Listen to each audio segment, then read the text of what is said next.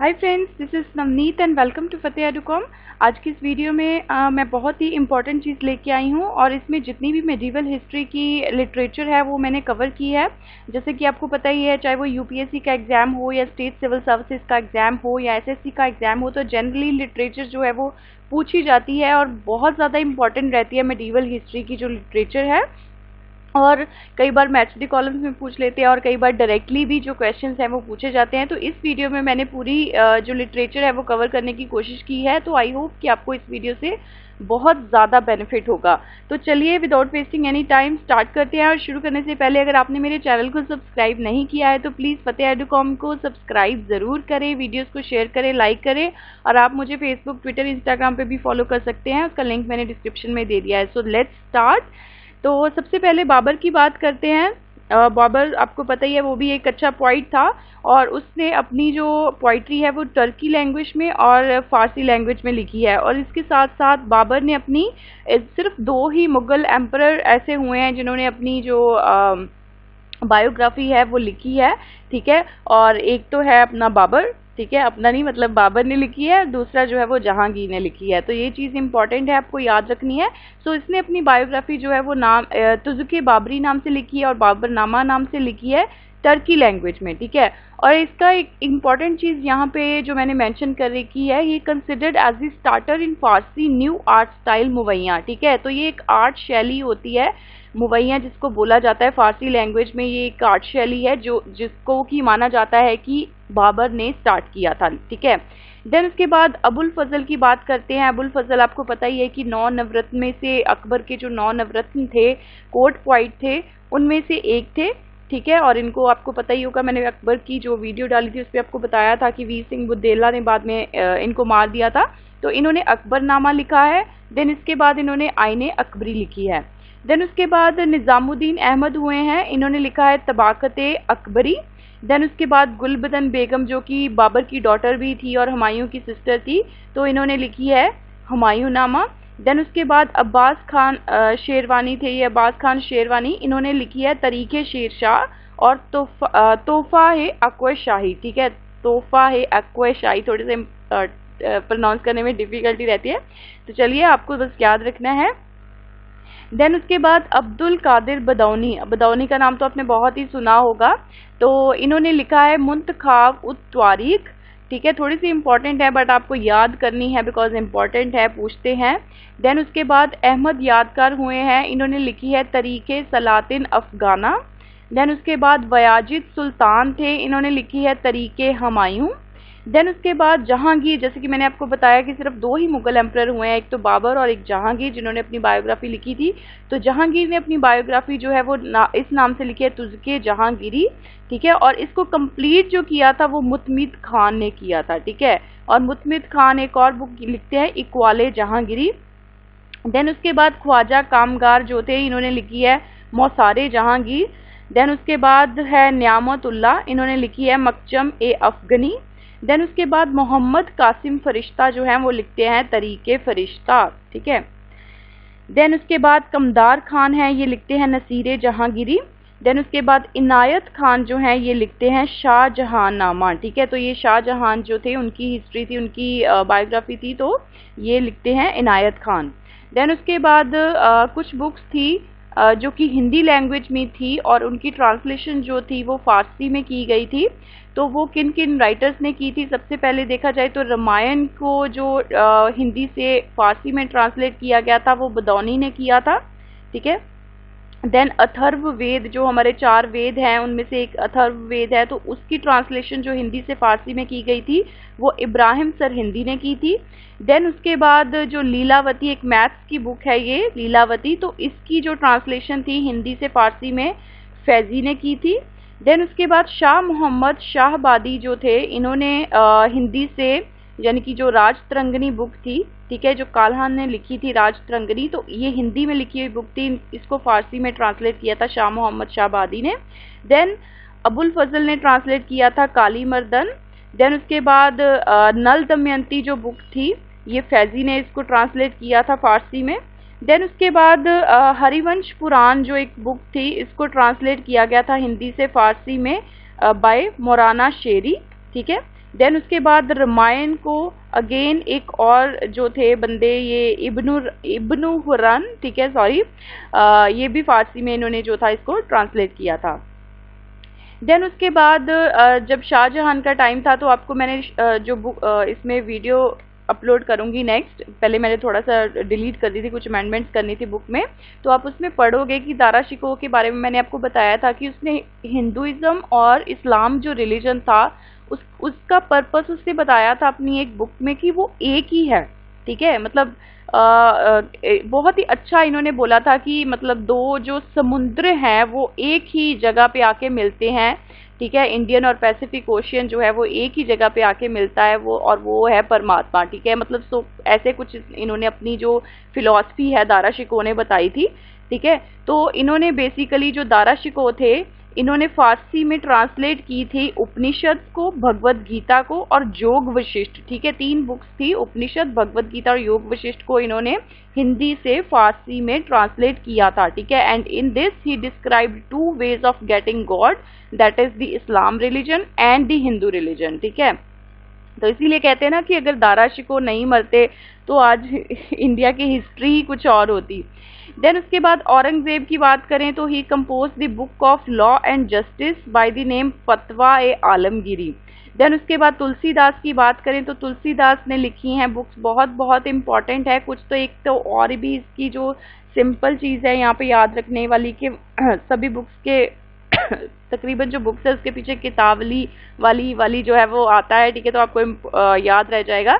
And इसके अलावा रामचरितमानस, विनय पत्रिका बहुत इंपॉर्टेंट बुक्स हैं। देन कवितावली, दोहावली, गीतावली ये जो बुक्स हैं ये तुलसीदास के द्वारा दी गई हैं।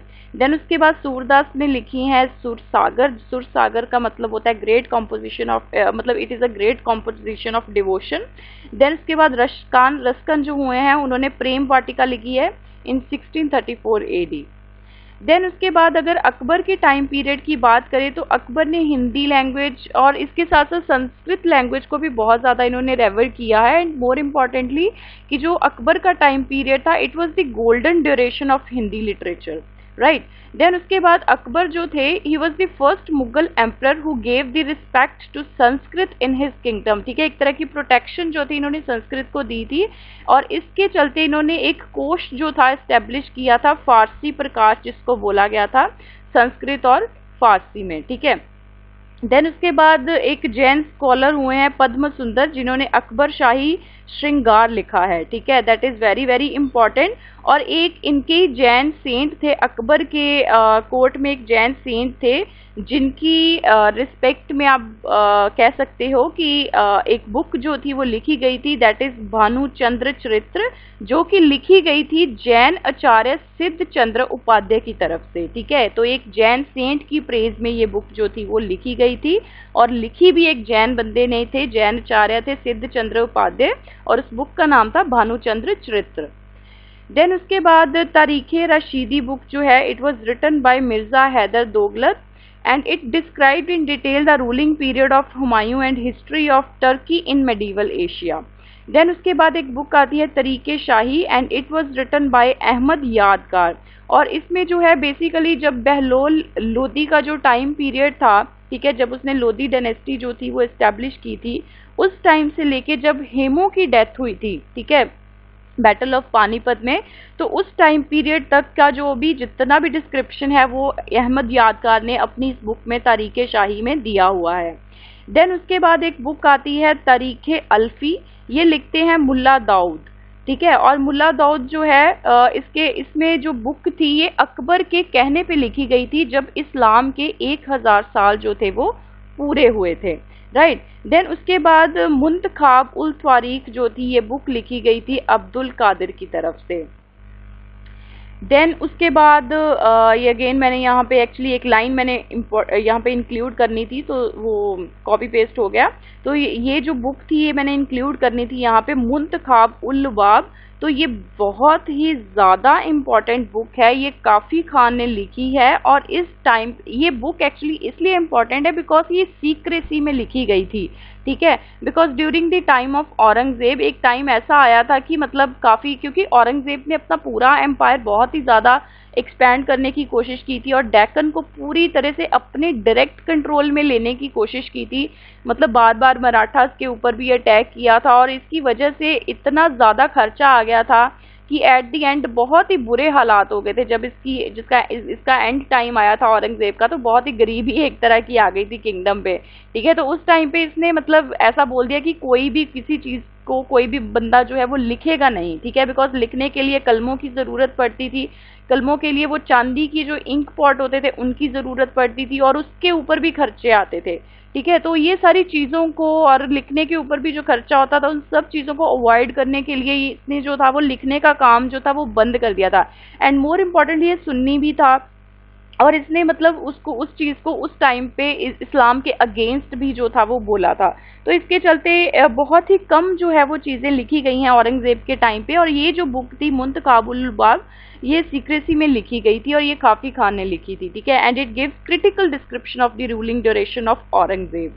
देन उसके बाद बात करते हैं फतूत आलमगिरी। ठीक है, तो ये भी बेसिकली औरंगज़ेब के जो 34 ईयर्स का जो टाइम पीरियड है उसके बारे में डिस्क्रिप्शन ये बुक जो है वो फतूत आलमगिरी देती है और ये लिखते हैं ईश्वर दास।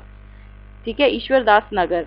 देन उसके बाद नुस्खा-ए दिलकुशां जो है ये बुक लिखी जाती है भीमसेन सक्सेना की तरफ से। ठीक है, और ये औरंगज़ेब का social economic and political ruling की डिस्क्रिप्शन जो है वो देते हैं।